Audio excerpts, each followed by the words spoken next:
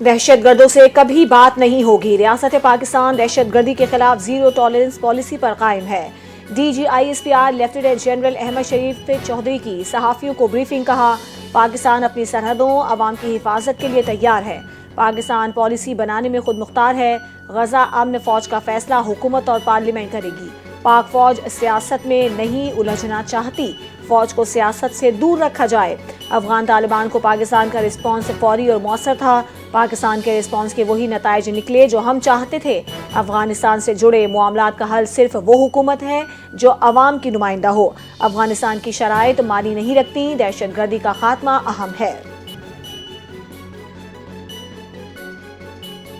پاکستان کی خارجہ پالیسی ایک نئے مرحلے میں داخل ہو چکی ہے، سعودی عرب کے تعلقات نئے دور میں داخل ہو گئے ہیں، چین پاکستان کا ہر موسم کا دوست ہے، پاکستان اور چین سی پیک فیز 3 پر کام بڑھانے کے لیے پرعزم ہیں۔ وزیر دفاع خواجہ آصف کا تقریب سے خطاب، کہا پاکستان اب عالمی سطح پر قابل اعتماد شراکت دار کے طور پر ابھرا ہے، ہم نے دنیا بھر میں سفارتی کامیابیاں حاصل کی ہیں، دنیا پاکستان کی کامیابیوں کی معترف ہے، وسط ایشیائی ممالک آذربائیجان اور ترکمانستان تک رسائی میں نمایاں بہتری آئی ہے۔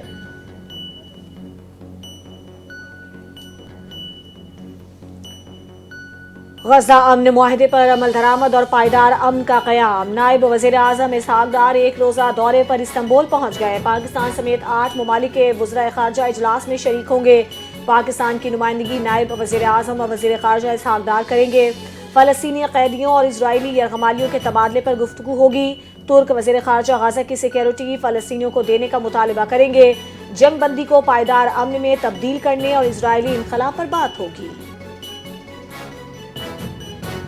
وزیر اعظم شہباز شریف نے 27ویں ترمیم کی حمایت کی درخواست کر دی ہے، چیئرمین پیپلز پارٹی بلاول بھٹو نے سوشل میڈیا پر جاری بیان میں لکھا، وزیر اعظم کی قیادت میں نون لیگ کا وفد آصف زرداری اور مجھ سے ملنے آیا تھا، پیپلز پارٹی سے 27ویں آئینی ترمیم کی حمایت کی درخواست کی، ترمیم میں آئینی عدالت کا قیام، ایگزیکٹو مجسٹریٹس اور ججز کے تبادلے شامل ہیں، این ایف سی میں صوبائی حصے کا تحفظ ختم کرنا بھی 27ویں آئینی ترمیم میں شامل، آرٹیکل 243 میں ترمیم تعلیم اور آبادی کی منصوبہ بندی وفاق میں واپسی کی ترمیم کا حصہ ہے۔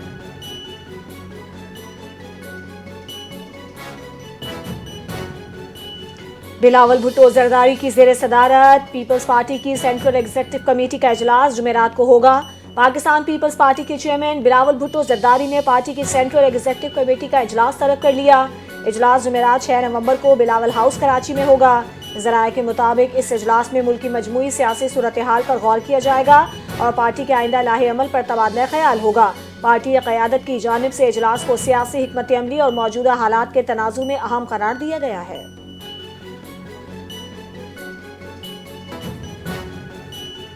سندھ رینجرز کی خفیہ معلومات پر کارروائی، کراچی کے علاقے منگو پیر روڈ سے فتنہ الخوارج کے 3 دہشت گرد گرفتار، ترجمان رینجرز کے مطابق گرفتار ملزمان کی شناخت زید اللہ اور حضرت عثمان کے نام سے ہوئی، گرفتار ملزمان خوارجی امیر شمس القیوم کے قریبی ساتھی تھے، دوران تفتیش گرفتار ملزمان کے اہم انکشافات، بھتہ وصولی اور لینڈ گریبنگ میں ملوث ہونے کا اعتراف، مزید کارروائی کے لیے پولیس کے حوالے کر دیا گیا۔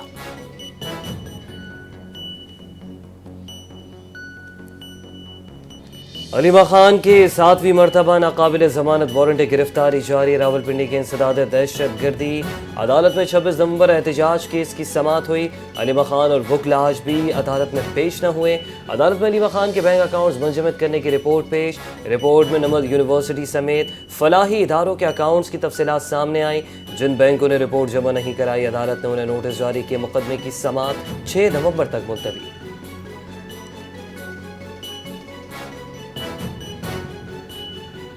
الیکشن ٹریبیونل لاہور کے جج رانا زاہد محمود نے پی پی 159 سے مہر شرافت کی انتخابی عذرداری پر فیصلہ سنا دیا، وزیر اعلیٰ پنجاب مریم نواز کی کامیابی کے خلاف انتخابی عذرداری مسترد، الیکشن ٹریبیونل کے مطابق عذرداری میں الیکشن ایکٹ 2017 کے رول 144 کو پورا نہیں کیا گیا، انتخابی عذرداری کے ہر صفحے پر دستخط موجود نہیں، بیان حلفی میں اوت کمشنر کی تصدیق والے صفحے پر نام اور والد کا نام نہیں، پاکستان تحریک انصاف کے مہر شرافت علی نے مریم نواز کی کامیابی کو چیلنج کیا تھا۔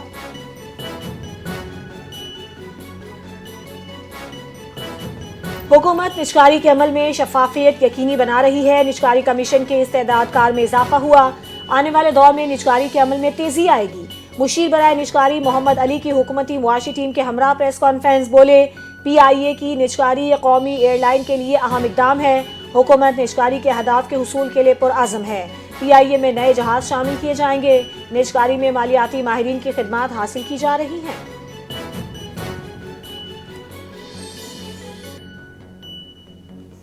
اسرائیل کی غزہ اور لبنان میں سیز فائر معاہدے کی سنگین خلاف ورزیاں، تازہ حملوں میں 7 افراد شہید۔ قابض فوج نے ایک روز میں مزید 3 فلسطینیوں کو شہید کر دیا۔ جنگ بندی کے آغاز سے اب تک 236 فلسطینی شہید اور 600 زخمی ہوئے۔ غزہ میں مجموعی شہادت 68,858، زخمیوں کی تعداد 1,70,664 ہو گئی۔ مغربی کنارے میں اسرائیلی کارروائیاں، بچوں سمیت 21 فلسطینی گرفتار۔ لبنان میں ڈرون حملہ، 4 افراد شہید ہو گئے۔